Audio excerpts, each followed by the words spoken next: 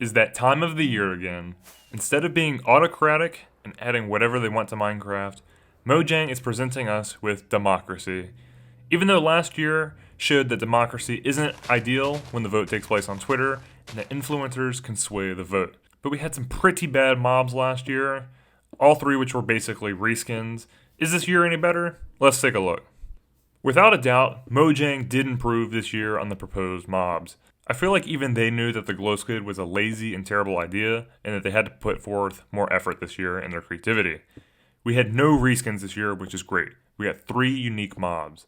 The glare looks pretty cool, the Allay looks really cute, and copper golems are interesting and they oxidize. But looks aren't everything, right? What do they actually do? To me, the utility of a mob is the most important reason to add it to the game. Like, what do they drop? What do they actually do? With these questions in mind, this is why the glare is stupid and useless. Its whole deal is that it will help you figure out where mobs spawn so you can light up those areas. Okay, maybe a year ago that would have been useful, but in 1.18 they're making it so mobs only spawn in light level 0. There is no need to hassle around with a mob when a few torches will make sure at least everything is light level 1.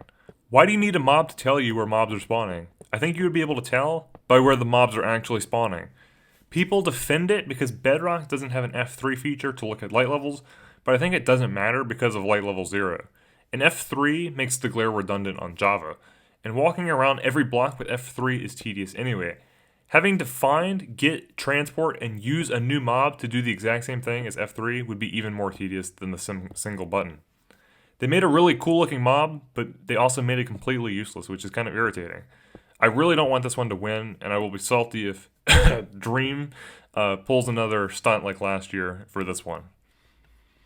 The Copper Golem is really cool. They're going to be adding copper buttons alongside it, and these 2 new features make copper a lot more useful and not just a building block. Stuff like this was honestly needed in 1.17. It seems to be a very redstone-oriented mob, as it will use these buttons for you, meaning you can automate contraptions even further. I guess I can see it opening doors for you around your base and being a cute little, robot butler. I really like that they oxidize, and it seems like they become statues, so maybe you can wax them back to life, or just leave them as statues around, which I think would be very interesting. I wouldn't be mad if this one got added. I see it's got a lot of utility, and it's actually pretty cool.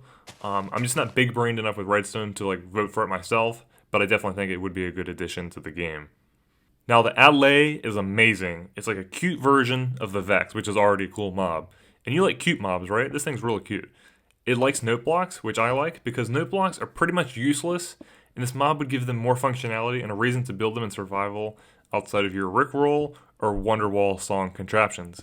It likes music and dances, so that's really cool, but what we really care about is its immense functionality. If you give it an item, it will look for other items like that on the ground.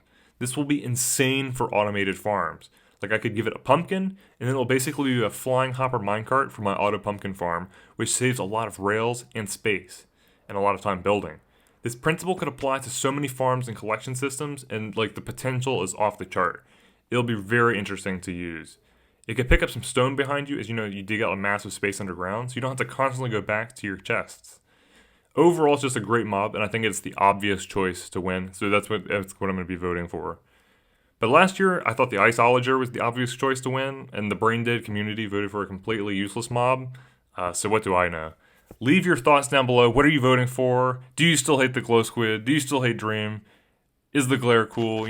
All these questions. Make sure you subscribe because I will be hopping back on the Bob S&P eventually for some epic builds. I'll see you guys around.